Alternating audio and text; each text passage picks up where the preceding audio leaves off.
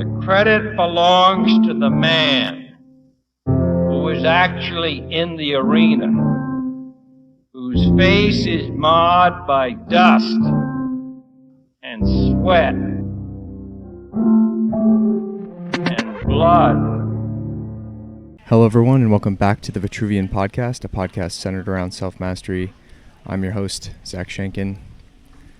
For those watching on video, you can tell that this is a new setting. I'm also coming to you not so live from plus 12 hours off of Eastern Standard Time here in beautiful Bali. For those that are continuing to follow me along on social media, you've probably already seen me posting a bit from here, and I figured it would be a really special way to celebrate episode 50 of the podcast in a completely new setting, as well as in a kind of new mind state, and share a little bit about my personal updates, like where I am in my life, but also go over some Q&As. I know you guys sent those in, so I really appreciate that.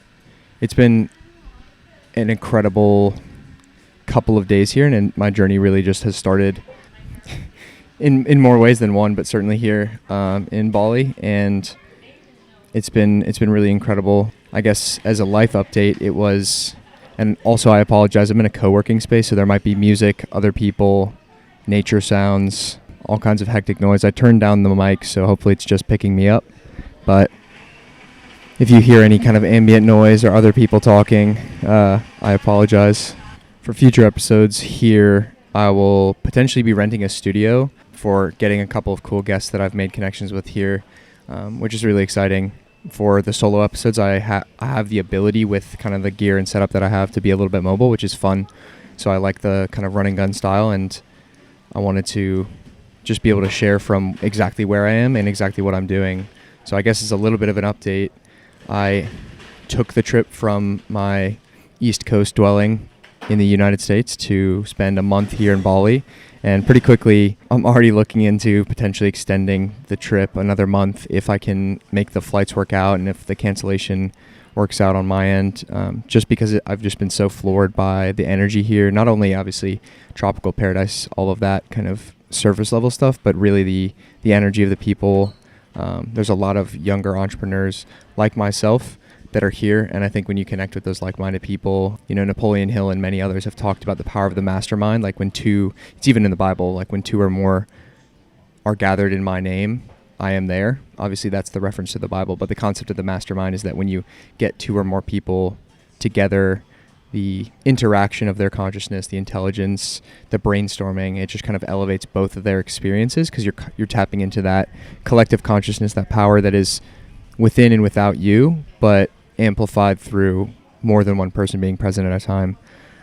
So that's been something that I've been immediately struck with since getting here. I think another thing that comes to mind was literally on my first ride from the airport to where I'm staying, just the kind of juxtaposition and abundance and gratitude of the Balinese people. They're so friendly, and as much as it benefits us like Westerners to be able to travel here and kind of experience what is the benefit of, kind of currency arbitrage, essentially, like the dollar is so much stronger than the Indonesian, the IDR. I'm not sure exactly what the currency stands for, but it allows like for an amazing experience off of not that much money for people like myself who come from the West. But on the flip side of that coin, it means that, for the people that are born, live, and die here in Bali, like it is because of that dollar and their experience here that things can be so cheap. But regardless of that lack of financial abundance, like the numbers on the screen, I just think that they are so present in the moment. They're always smiling. Unlike a lot of other places that I've traveled to where the currency maybe is weaker and people kind of really have to grind and hustle for theirs, there's not a lot of like peddling and pushing and like street markets. Like there's people everywhere selling all kinds of things, but they're not trying to push it down your throat. They're very just present and trying to help you. One of the phrases that they say when you get here is welcome home. And I think that's really beautiful because it really does feel kind of like a home away from home energetically for myself. And I don't want to turn this into just the Bali podcast, but I figured I'd start before getting into those questions that I have by giving you guys an update, addressing the elephant in the visual room of my new setting and what will be for the next couple episodes, probably recording from this sort of location. So just letting you guys into the window. And I also do want to talk about maybe the mindset behind this trip, as well as taking leaps of faith when things may be uncertain. I discussed more on like my decision to, quote, burn the boats, quit my full-time job and chase what I'm pursuing here now in a previous episode of the podcast. I think I titled it Burning the Boats, so you can go back and listen to that to discuss that episode. But a lot of the similar principles applied, at least running through my head when deciding to take this trip. Keeping in mind that it was something that I had always wanted to do. It was on a list, it's like a tropical paradise. A lot of my other friends that I've made over this past year working for myself have taken this trip and encouraged people to do so. So looking ahead, it was something that I was like, okay, I'll do that eventually. But like everything in life, if you're waiting for that perfect time to come, it's not going to happen. Because there is no perfect time. There is no perfect scenario. You could always have more money saved up. That number is an infinitely climbing ceiling. You could always have your business be in a better place. You could always have your relationships at home be more established, less established, things dealt with, whatever. Whatever is like the limiting factor for you, or the limiting belief, or the limiting frame, the thing you point at and gives you the reason why not, there will always be that present, even for the people that take those massive actions, whether it be quitting a job or taking a trip all the way across the world. And it doesn't have to be that for you. It doesn't have to be as heavy or as quote unquote monumental, but whatever it is, like walking up to a girl, putting yourself out there for a new job application, changing career paths, exploring a new part of even your own state or city that you've never been in. Just getting outside of what is your routine, what you're comfortable in, can really create transcendent leaps for you and for your experience. I mean, like, otherwise, what else are we here to do but experience the world and like learn and grow? And I don't think that there's anything like travel that does that for you. In the last podcast with Hua, we talked about, or he had mentioned that you can kind of conceptualize yourself as a point in a Cartesian plane, the Cartesian plane being like the XYZ axis. So if you are a point on that plane, you exist in dimensional, you have an X and a Y and a Z dimension. So when you move yourself to a different place on that plane, it forces everything within you to have different attributes, features, etc. And there's a ton of science around like travel causing different neural connections. Obviously there's like language barrier stuff, which causes you to think in different ways, but even literally just being in a new environment, and it does not have to be plus 12 hours on a time zone, 30-hour trip away. It could legitimately be like going to a different cafe to do your work than the one you always go to. Your brain is making all of these kind of unconscious changes, and it's forcing these new neural pathways to start activating, which can bring to you ideas you would have never had, insights, quote-unquote downloads from the universe. And it's a very, very kind of expansive experience, given my current position, given what's going on, and given to where I'm speaking to you from. It's my kind of encouragement walking out of this episode is ask yourself, what is that, or what is a way that I could break up my physical experience and go to a new place? Again, could be just a new cafe in the city that you're in. It could be working in a different room in your house. Like little shifts like that could very well be holding the answers to big underlying problems or questions you've been working on or projects, whatever. The answers are already within you and without you, and you just need to kind of create the space for those to happen or for them to be kind of revealed to you. This is why, I've talked about the benefit of solitude, having practices like walking as well, just giving yourself open space for those ideas to come through, essentially quieting the noise, quote unquote noise, and allowing yourself to hear the voice that's always trying to speak to you. And whether you call it the voice of God, whether you call it intuition, whether you call it your unconscious mind, I think it's all telling the same story, but like there's something vastly more powerful than your conscious cognition that if you can tap into it on a consistent basis through one of these practices, it can be tremendously beneficial for you. I'm also realizing now, I've never done like a freehand, or it's been a while since I've done a freehand podcast. I talk a lot and gestate with my hands, so hopefully I'm holding the microphone consistently up. But I think that mostly summarizes some of the thoughts or where my head is at with the idea of travel, and certainly being in the place that I am with this trip. I will keep you guys apprised via social media as well as future episodes of the podcast. I'll probably end up doing like a wrap up, a trip recap podcast in the future, like lessons learned, etc. But for now, follow me on all the socials to kind of see the daily updates, pictures, videos, etc. But I think that's mostly what I wanted to get into around and give some context for what's going on. And now we can kind of get into a few of the questions here. I only kept the ones that I haven't answered on previous podcasts and or didn't address in kind of a specific nature before. So I don't want to be too redundant. So I apologize if you asked a question and it didn't get answered on this one specifically. But if it wasn't on this one, then you can go back and sift through either other Q&A episodes or look for the titles of the podcast. This is my way of sending you back down the rabbit hole of the first 50 podcasts. So first question is from my friend Nolan. I just went on his podcast, although I don't know that it's out quite yet. He's the host of the Tyro Experience podcast, and his @ on Instagram is Tyro Nolan, Tyro Nolan. Really awesome dude in a very similar space to myself, building out a podcast, developing himself, etc. And I'm really excited about what the future of our relationship will look like. So shout out Nolan if you listen to this one. But his question is, what arena are you in? Put in another way, what are you fighting for? And obviously that's an excellent question. We kind of talked on our podcast about the kindred nature of the concept of the arena, given that the intro and outro of this podcast are clipped from that famous Theodore Roosevelt speech or snippet of a speech talking about the man in the arena. It's extremely emblematic, I think, of life as an experience, but I can't feel more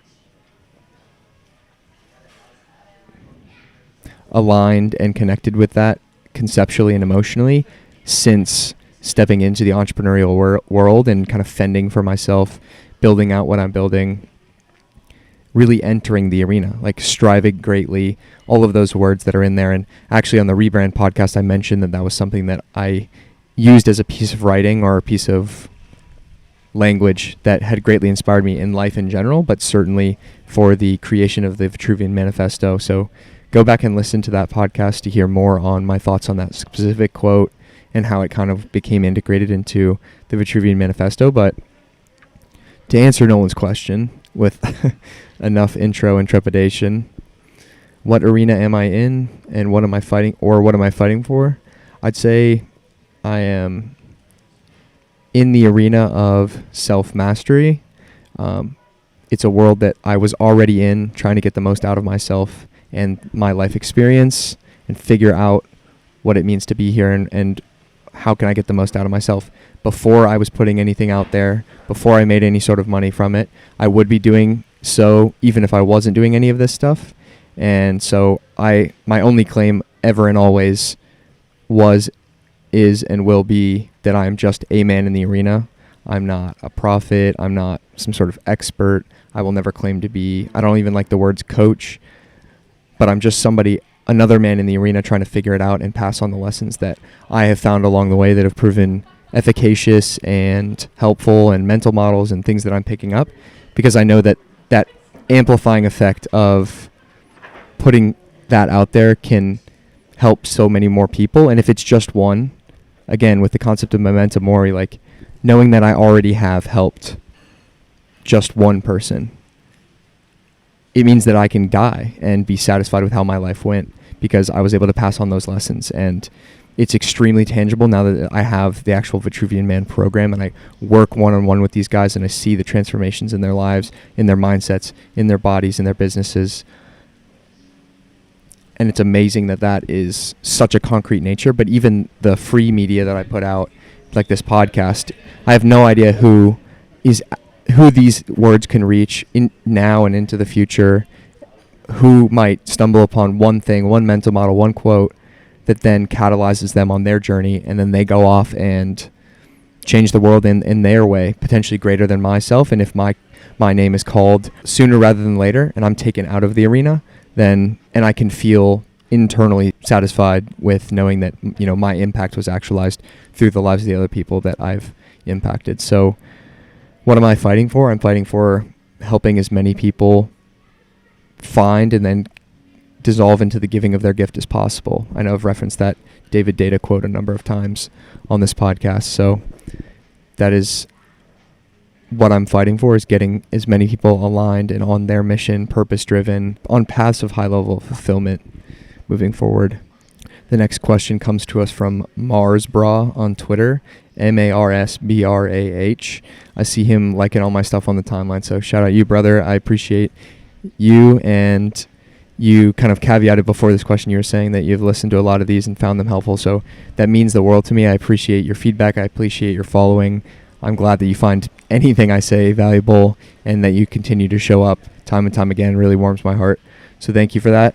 And your question was, since speaking to so many aligned and actualized men along the journey, have there been any of my own values that have come back to the forefront as being especially important in guiding you forward? Any behaviors you have modified? That's a really good question. I'm going to take a second here to think about it. But my gut reaction, initial answer for this kind of specific journey is consistency, just showing up every single day and doing something. Not every day has to be a grand slam win for whatever you're in, fitness, business, etc. It doesn't have to be your best day every single day. It doesn't have to be crushing the result, getting the actual outcomes that you're chasing. But if every single day you move the needle just a little bit, the compound effect of that in whatever endeavor it is incalculable. It's the ninth wonder of the world, like the compound effect. It cannot be overstated how effective it is to just show up and do the same thing every single day towards a goal in an aligned way, with actions aligned towards an end. And the quote unquote end can be whatever it is. It could be in like a very narrow vertical, like I'm trying to grow an Instagram page. So every single day I'm going to post. Okay, that means every single day you have X, Y, and Z needle movers. You need to do so many different comments, post your thing. And if you just do that every single day, a little bit of views, and eventually there's just this bank of content. And again, I'm very much in the same space. This podcast is an example of that compound effect, right? Like this is episode 50. And I haven't hit my quote-unquote viral moment necessarily yet, but if I just continue to show up week after week with a podcast or more, then it simply just becomes a matter of time before all of that accumulated advantage compounds.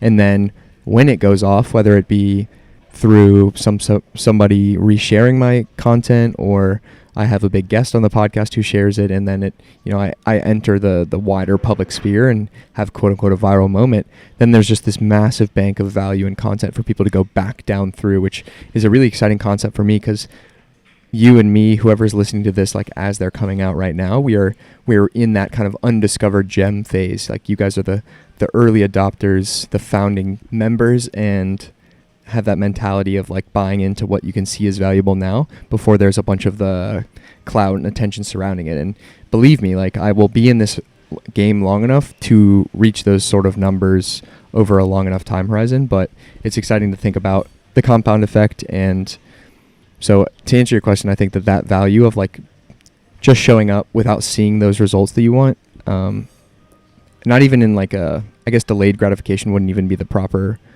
phrase, because I find like the process very gratifying, but working without the immediate return on investment, I guess, is what comes to mind as something that has been, for myself personally, tremendously necessary. And then in the work that I do with the guys, like the number one thing for any journey, like fitness, business, whatever, like the guys that come to me that I actually work with, it falls on you to do the work every single day, right? Like we can make the perfect plan, spend the time, take you through systems, like set everything up. But if you don't show up every single day and are consistent with nutrition or training or reading or your journaling practices or whatever it is for you and the habit you're trying to establish, it's far more powerful to do something every single day than take these huge swings at like, okay, I'm going to do a 2-a-day session and train like crazy. Like if you just showed up to the gym and like worked out for 12 hours straight and then not for the next month, you will see absolutely zero results.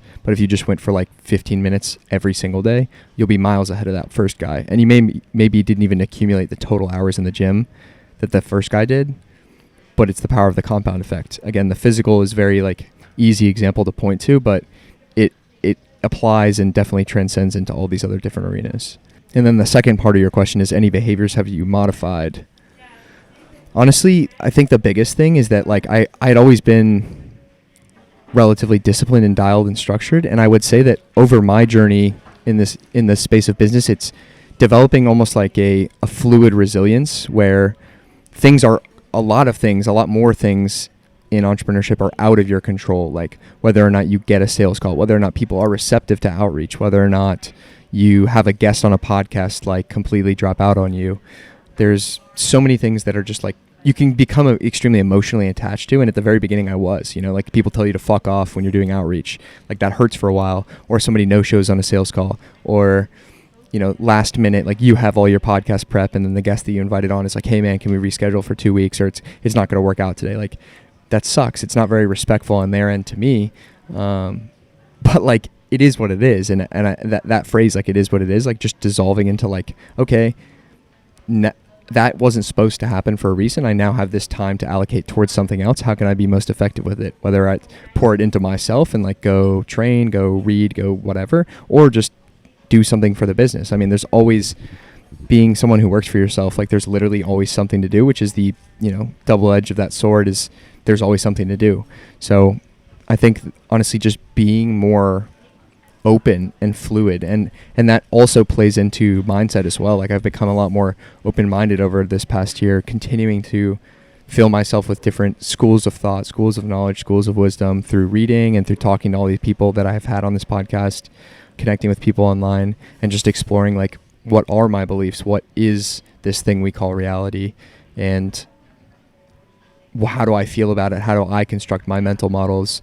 It's become a lot more open, I guess, and aqueous rather than the fixed, rigid structure that really did serve me when I was younger. But I think, again, with that accumulated advantage, I've done enough over a long enough time that it built that like sturdy foundation that now allows me to be a little bit more fluid. And I think people need like periods of really, really intense structure, but the ability to be agile and adaptive is absolutely crucial, especially if you're going to be an entrepreneur.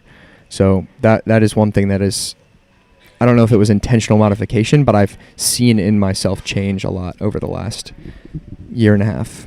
And then the final question that I've written down for this one is from Jonas Kilker. Shout out Jonas. I really appreciate you listening, brother. If you haven't, for anyone else listening, listen to our episode together. You can go back, just search his name, Jonas Kilker. I don't remember the number of the episode, but it was a really, really excellent one. I'll be excited to have a part 2 with him into the future. But he asked me one thing I could go back and tell my younger self. Also would love to know your absolute favorite quote, because few people have as many bangers memorized as you. Congrats on 50. I appreciate your wisdom and desire to improve our lives. Well, that is extremely gracious of you, Jonas, as you are such a high character dude. That means a lot. And I'm appreciative of you being part of that journey. You helped me get to this 50 milestone and will help me get to the 100 milestone and forward. So that means a lot, and it feels excellent to hear that kind of feedback. I will start with the go back to your younger self question. Again, I will funnel people towards episode 44 where I talk about the rebrand, because I actually answered that closer question because I hadn't answered it before for you guys, and I asked it of so many guests that I felt it was apt to share. So the answer remains the same, relatively speaking, from that episode, but I'll answer it again and say, first of all, keep going. Like, you are on the right path, just keep going. And then the second one would be, it's going to work out. And I think at some part, I've always had that maybe like delusional self-belief, like, oh, it's all going to work out, like it's going to be okay. But I think had at a younger age, I just like fully released control and like known that literally it cannot not be okay. Like regardless of what it is, it's never rejection, it's redirection. It's always happening for you. Like it's literally all part of the story and the plan, regardless of what the actual X, Y, and Z outcomes are. It just would have removed anxiety and worry at any of the stages where that was heightened for me. I was not ever a super anxious person, but certainly have had my bouts with it, like doubt, imposter syndrome, anxiety. And had I just been able to fully like believe and almost like have that faith, and I place that faith in, I like the word God, but we've talked about it before, like choose the words that work for you, but like there is a plan expanding for you and for all of us. Like it's far greater than any of us. Like any one of us couldn't have imagined the complexity and the beauty of the world at large, but like something brought all of that into order, and you have access to that power. Like I'm rereading the Bible, so I'm tending to now reference a lot of those Bible verses, but we, according to the Bible, are created in the image of God. And so in that sense, like we are creators and the creation in and of itself. And that's a line that I put in the Vitruvian Manifesto. And it's really, really powerful because like, while you have domain and ability to create your reality, and I fundamentally believe that, you also are being created. And that is a constantly evolving and expanding process that like it can't go wrong. It's just always happening exactly as it has. And you can kind of take the example of like how every old person will point to whatever experience and be like, yeah, I had no idea I was going to end up here back when I was your age kid. Like when I was 24, I had no idea that blah, blah, blah was going to happen. And like every old person always says that. And that is literally the only way anyone ever explains life. Like no one has it figured out or has always had it figured out or has this massive grand plan. Like you cannot grab onto the world and grab onto reality and like wrestle it to your way. The people that do that get hurt and exert a bunch more stress than necessary, make their life ultimately harder than it needs to be. But the people that just relinquish control, like Jesus take the wheel, whatever you want to call it, it's that like it's that true detachment. Like you can take it from Buddhism, you can take it from Stoicism, all these different schools of thought. I think like the apex philosophy, to quote Brute from Twitter, is just detachment. Like let go of the end point. And it doesn't mean detach from reality and detach from action, but just let go of what happens. Do what you want to do right now, whatever the fuck you want to do. Pull the levers you want to do on a daily basis and be okay with what comes out the other side. Because it will always be okay. You will always be ready to face it when you get there. And if at the time it looks like the form of rejection or looks like some sort of crisis, just start asking yourself questions to reframe it. Like, how is this happening for me? What am I supposed to learn here? Why was that person taken out of my life for a reason? Et cetera, et cetera. So that's what I would tell my younger self. I know I ended up tangential there, as I tend to do. And then finally, would love to know your favorite quote. It's hard to say, and I do think that they're always changing, but I'm going to point to that David Data quote. Let's see if I've had it. Let's see if I can rattle it memorized. If not, I'm going to have to pull it up. But it's from The Way of the Superior Man, and the quote goes, "You are born as a sacrifice, and you can either participate in the sacrifice, dissolving into the giving of your gift, or you can resist it, which is your suffering." And it's exactly what we've been talking about this whole podcast, and I think it's a very beautiful way to wrap it up, and it kind of encapsulates this whole discussion. But dissolve into the giving of your gift. You're here for a reason. Believe that. You have a gift to give. Believe that.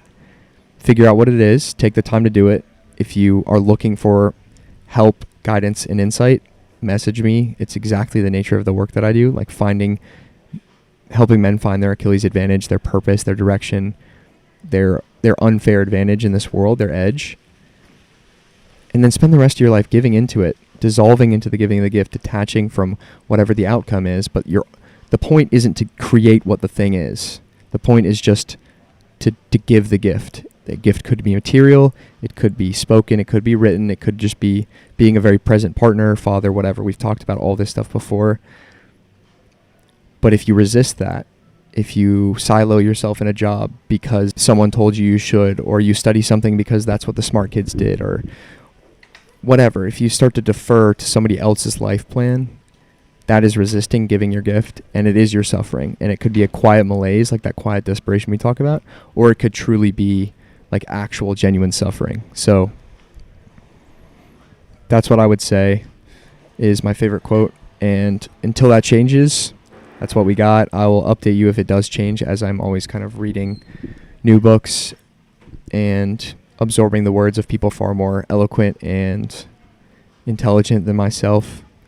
So with all that being said, I appreciate every single one of you for marching along to 50, and excited for the next 50 and the next 500 beyond that. Really, really excited about where I am in my life, where I am physically, where I am spiritually, mindset-wise, and with the direction of this podcast. Excited to see what it grows into, and each one of you is a part of that. So thank you. If you want to follow myself, you can follow myself at ZDSCHENKEN on Twitter and Instagram. I'm very active on those platforms. You can message me with literally any question. I love to connect, communicate, and see if I can help in any sort of way. You can follow this podcast consistently on Spotify, Apple, or YouTube, which, of course, you're listening right now. Remember, your time and attention are your most valuable resources, so thank you for spending them with myself today. Memento Mori, and I'll catch you on the next episode of the Vitruvian Podcast. And if he fails, at least fails while daring greater, so that his place shall never be with those cold and timid souls who know neither victory nor defeat.